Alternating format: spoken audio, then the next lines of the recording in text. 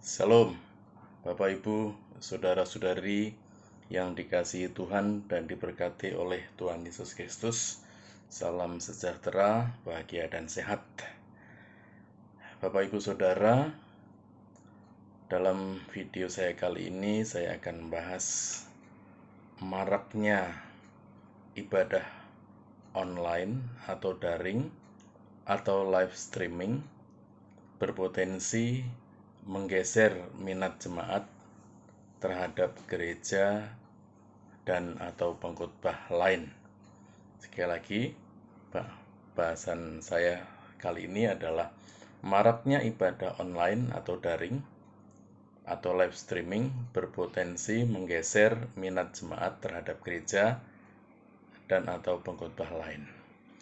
Di dalam Alkitab surat Kitab Mazmur pasal 19 ayat yang kelima, dikatakan di sana, tetapi gema mereka terpencar ke seluruh dunia, dan perkataan mereka sampai ke ujung bumi.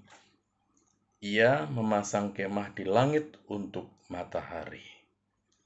Saudara-saudara, seperti kita ketahui bersama, dalam perkembangan ilmu pengetahuan dan teknologi, sejak tahun 1980, dunia telah memasuki revolusi digital, menggeser teknologi mekanik dan juga elektronik analog. Lalu, saudara-saudara, pada pertengahan tahun 2005-an, gereja-gereja kita sudah memasuki era digital, ditandai antara lain dengan adanya dari Alkitab cetak berbentuk buku menjadi Alkitab elektronik. Lalu teori-teori pertumbuhan gereja yang dulu era sebelum tahun 80-an itu menganut teori dari Donald McGavran, beralih ke bacaan pertumbuhan gereja, praktek pertumbuhan gereja mengikuti tulisan Peter Wagner dan George Barna. Itu di kalangan gereja-gereja Pantekosta dan karismatik itu luar biasa berkembang secara dinamis, saudara sekalian. Saudara-saudara, pada saat itu gereja-gereja konservatif, katakanlah demikian, ikut bergeser pada model dan bentuk pengelolaan tata cara ibadah menjadi gereja-gereja yang dinamis. George Barna mengatakan gereja harus melihat peluang perubahan zaman sebagai peluang memahami dunia perusahaan, peluang memahami market atau suatu pasar. Pada sisi lain, saudara sekalian, datangnya era revolusi industri 4.0, informasi teknologi yang antara lain meliputi kecerdasan buatan, artificial intelligence, ikut menggeser peran manusia kepada mesin. Pada era ini, saudara sekalian, muncul bentuk teknologi daring atau online dan marak bisnis e-commerce. Bisnis e-commerce itu ada di mana-mana, muncul di mana-mana. Simak misalnya ada grup Alibaba Group yang telah menggoyang banyak perusahaan-perusahaan besar dari otomotif, retail, perhotelan, produk rumah, department store, transportasi, kuliner, yang berdampak pada pengurangan tenaga kerja di sektor-sektor itu, sektor-sektor industri itu. Di Indonesia misalnya, beberapa gerai besar seperti Matahari, Lotus, Debenhams, Ramayana, Giant, tutup, konon dampak dari bisnis online. Ya, ini perlu pengamatan dan kajian yang mendalam. Lalu kemudian muncul bisnis Bukalapak, Lazada, Gojek, Okezone, Tokopedia, yang melakukan pelayanan delivery order tanpa ongkos kirim atau cost on delivery. Semua bisnis itu bisa dilakukan atau dikendalikan atau dipasarkan dari rumah, yang disebut dengan bisnis dari rumah. Saudara-saudara, masa-masa sekarang ini adanya pandemi COVID-19 berdampak pada banyak negara yang melakukan lockdown. Di Indonesia tidak se-ekstrim lockdown, tetapi pembatasan sosial itu disebut dengan PSBB. Perusahaan dan kantor tutup, banyak tenaga kerja di PHK, gedung tempat ibadah gereja juga diistirahatkan ibadahnya di rumah saja. Segala sesuatu dilakukan dari dan di rumah. Maka gereja-gereja yang telah lebih dulu gunakan perangkat digital, yang telah terbiasa melakukan ibadah secara live streaming atau online atau daring itu, tidak begitu sulit melakukan ibadahnya. Saudara-saudara, berbeda dengan gereja-gereja yang konservatif, kebanyakan tidak siap dengan situasi pandemi ini. Di samping juga tidak tersedianya SDM yang handal, dan juga tidak siapnya fasilitas untuk live streaming atau online itu. Dan kehidupan gereja berubah, keuangan gereja persembahan menurun. Ada gereja-gereja yang sulit memberi honor kepada pendeta apabila pendetanya itu digaji, sistem gaji, dan kepada pekerja gerejanya. Kehidupan gereja, bahkan beberapa gereja yang masih kontrak di gedung-gedung umum, karena tidak ada penerimaan uang, lalu berhentilah kontrak itu, putus kontrak, tidak lanjut lagi menggunakan tempat itu untuk beribadah sebagai gereja. Nasib gereja-gereja masa pandemi ini masih menjadi tanda tanya hingga kini. Akan tetap penuh atau berkurang, atau jemaat berpindah berpencar. Hanya waktu yang membuktikan, saudara sekalian. Akibat pandemi ini, puluhan juta orang di seluruh dunia kehilangan pekerjaan dan juga kehilangan pendapatan.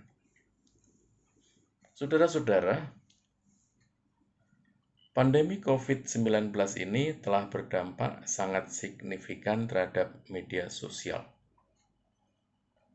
Katakanlah YouTube, WhatsApp, Instagram, dan lain-lainnya, di mana setiap gereja lokal melaksanakan ibadah online, bahkan saudara sekalian, dengan ibadah yang tidak saja pada hari Minggu, tetapi bahkan hampir setiap hari. Gereja-gereja tersebut melaksanakan ibadah online. Maka saudara sekalian, isi media sosial saat-saat ini sangat marak dengan ibadah secara live streaming atau online.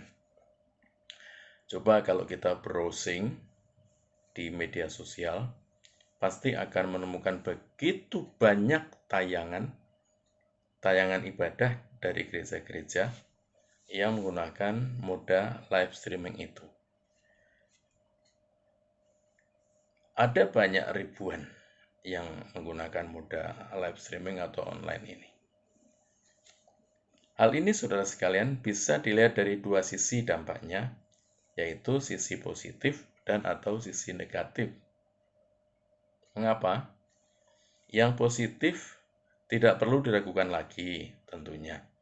Pasti banyak orang diberkati selama 24 jam setiap harinya. Kapan saja, anytime, kita browsing, buka, mencari ibadah yang live streaming dari gereja-gereja mana, kita akan mendapatkan adanya rekaman-rekaman di YouTube dan sebagainya.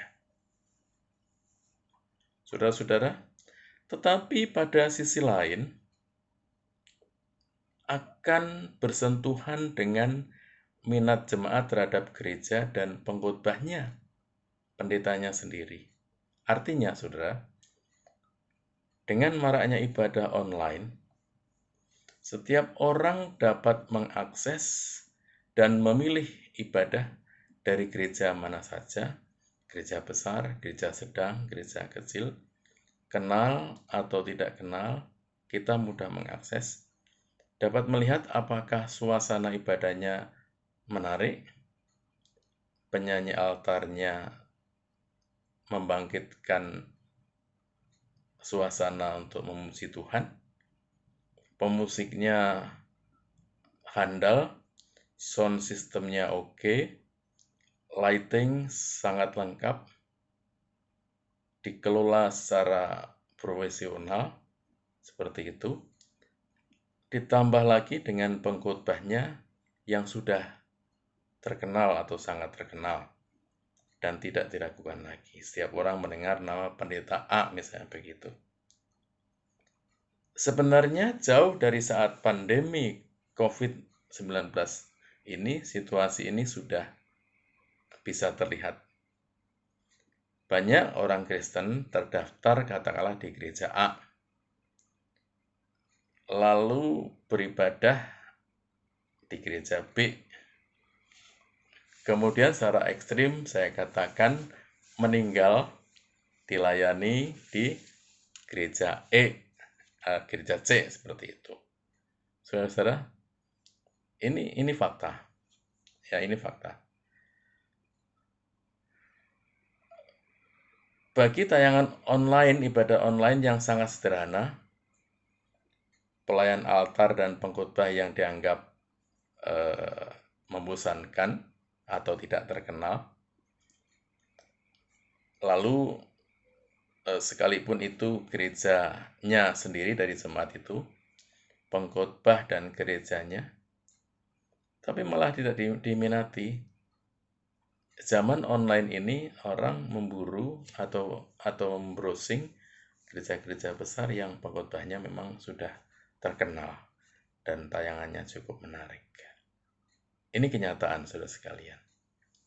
Jadi, hal ini saya katakan bahwa gereja sudah seperti pasar. Gereja sudah seperti pasar. Jika dianggap tidak memberi nilai tambah atau tidak mampu mengikuti perkembangan zaman, gereja itu akan ditinggalkan oleh umatnya, oleh jemaatnya. Nah, Bapak Ibu Saudara, untuk ibadah online karena sangat banyak pilihan, berpotensi menggeser minat jemaat untuk lebih menyukai gereja dan pengkhotbah dari gereja lain yang umumnya gereja besar dan dari denominasi yang sudah sangat dikenal. Gereja dan ibadah online sudah seperti, saya katakan seperti food court. Hari ini makan makanan Indonesia, besok makanan Jepang, lusa makanan Eropa, dan seterusnya dan seterusnya. dalam hal ini tidak mengenal ikatan daftar berjemaah secara permanen. Bapak Ibu Saudara, dalam perenungan ini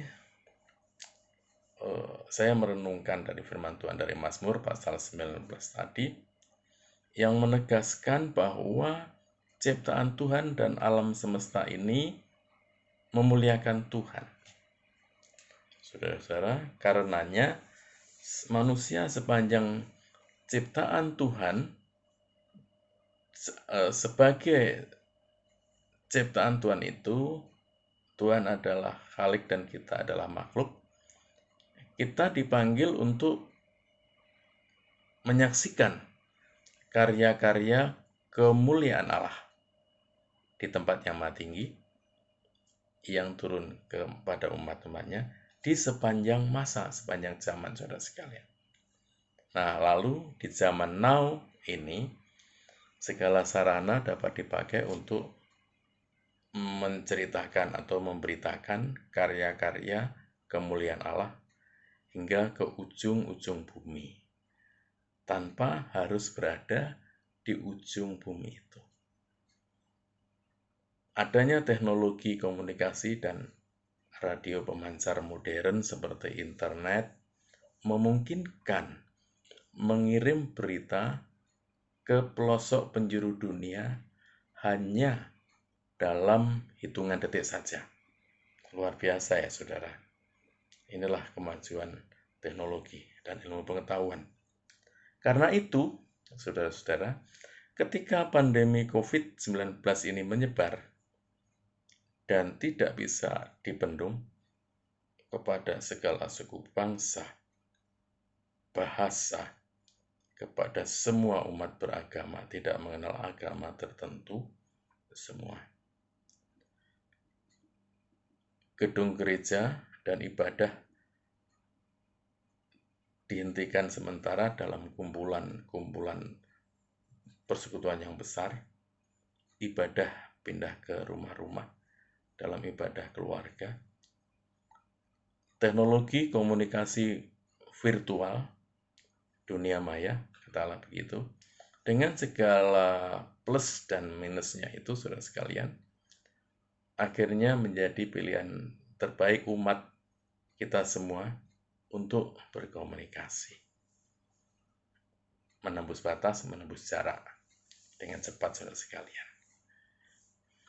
Nah, pada sisi lain, saudara-saudara, makna gereja yang diartikan sebagai persekutuan umat percaya yang kudus dan am itu, yang telah diusahakan, diyakini, diimani, dan terus dikerjakan sepanjang abad berabad-abad dalam bentuk perhimpunan umat,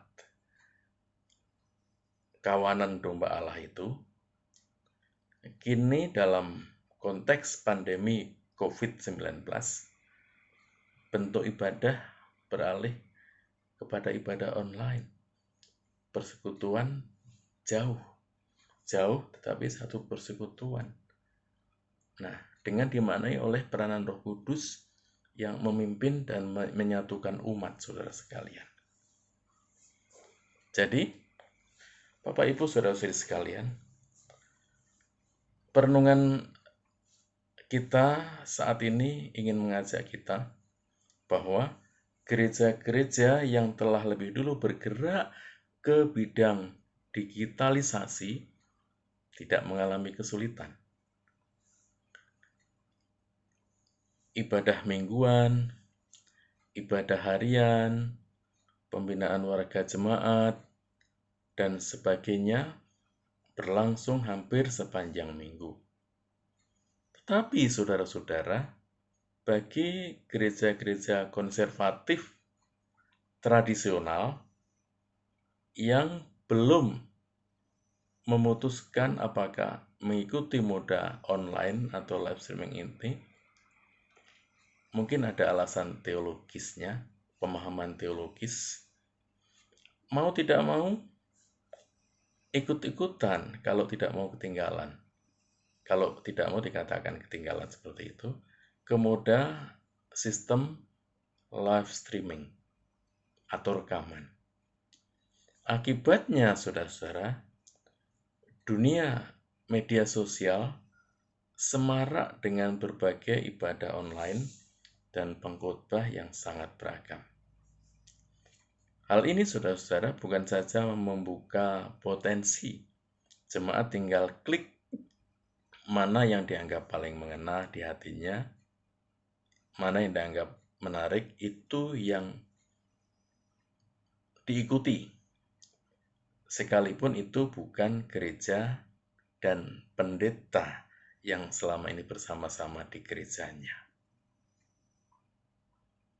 Saudara-saudara, beberapa diskusi dalam lingkup gereja, saudara sekalian,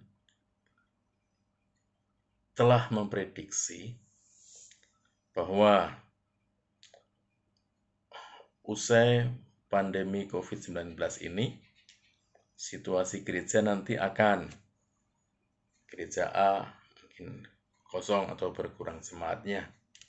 Gereja B makin datang jiwa-jiwa, makin penuh. Artinya marak dengan perpindahan anggota jemaat. Ya, saudara-saudara. Tapi yang perlu diingat, direnungkan bahwa setidaknya ibadah live streaming atau online itu tidak dapat mencakup keseluruhan tugas bergereja dan berjemaat. Misalnya, saudara-saudara, pelayanan kedukaan dan atau pelayanan pemakaman yang tetap membutuhkan kehadiran pendeta. Pelayanan pemakaman tidak bisa dilayani secara live streaming atau online. Saudara-saudara, ibadah online ini hanya ibadah yang bersifat umum. Anak-anak sekolah minggu, remaja, pemuda, pasutri, lansia, kemungkinan ibadahnya berhenti dulu. Bergabung, yang sempat bergabung, yang bisa bergabung, yang bisa mengikuti. Ya, kecuali ada gereja-gereja yang sudah lebih siap. Di setiap ibadah atau kegiatan kategorial itu, mereka juga dijangkau dengan moda online atau live streaming. Tapi sebagian besar gereja belum siap atau tidak siap. Saudara-saudara, lalu keluarga-keluarga yang tidak tersentuh oleh jaringan internet, yang tidak memiliki perangkat yang dibutuhkan, tidak ada jaringan internet, wilayah-wilayah pedesaan, desa-desa kecil, daerah pedalaman, pegunungan, daerah-daerah ini akan benar-benar terhenti ibadah berjemaatnya, persekutuan satu dengan yang lain. Karena moda online tidak bisa menjangkau mereka karena tidak ada internet. Lalu, saudara-saudara sekalian, masalah muncul di daerah-daerah pedalaman, desa-desa kecil, pegunungan, pelosok itu, saudara sekalian. Tidak semua keluarga dapat mengadakan atau membangun ibadah keluarga. Kurang percaya diri, kurang pengetahuan, tidak berani memimpin, bagaimana caranya, gampang, dan sebagainya. Nah, inilah perenungan yang selama kita ini ada di rumah, saya berada di rumah, PSBB, work from home ini, dan pelayanan daring ini, saya kemudian mengadakan perenungan-perenungan atau kontemplasi diri, terutama terkait dengan pelayanan konkret gereja.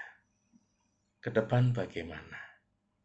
Saudara, Tetapi sebagai umat-umat Tuhan, orang-orang yang percaya kepada Tuhan, satu kunci, tetaplah berdoa, tetaplah setia memuji dan memuliakan nama Tuhan, tetaplah setia melayani.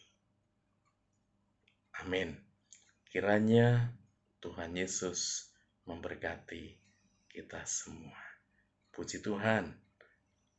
Saya mengajak kita berdoa. Terima kasih Tuhan Bapa di surga, mengucap syukur untuk perenungan ini. Bahwa situasi gereja-gereja Tuhan saat ini adalah milik kami bersama untuk kami amati dan kami doakan.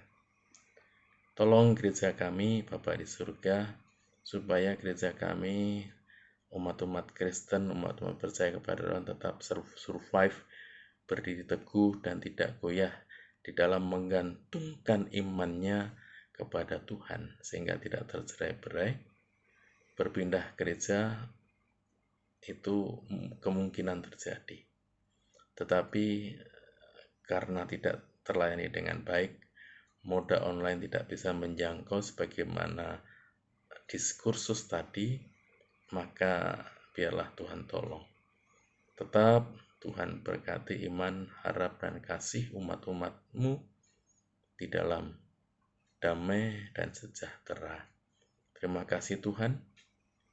Inilah pengharapan kami di dalam Yesus Tuhan dan Juru Selamat. Kami berdoa. Haleluya. Amin. Shalom, saudara sekalian. Tuhan Yesus memberkati.